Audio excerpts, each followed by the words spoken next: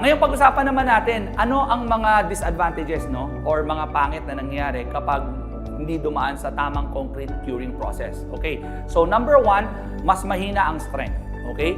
And then possible magkaroon din ng hairline cracks. And then possible din magkaroon ng dusting and scaling.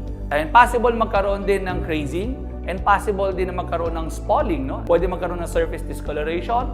And possible din na magkaroon ng early deterioration. So, syempre, ayaw natin mangyari ito, no? Here at Buildrite, ang nire-recommend po namin ay dalawang klaseng curing compound. One is Curesil EB. This is emulsion-based. And the other one is Curesil WB. This is wax-based naman.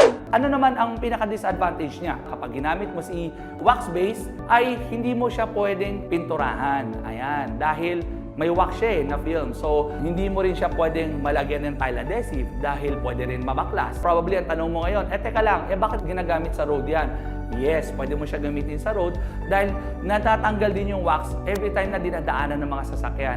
Ano naman ang advantage ng Curesil EB? Pwede siya ma-painted over, pwede rin siya makabitan ng mga tile adhesive. Mas maganda ng konti yung result niya over wax base. Ayan. So, basically, yung benefits ng magandang concrete curing process ay prevents concrete defects, optimizes strength gain, reduce cracking, increase durability, enhance appearance, and maganda ang iyong cost savings.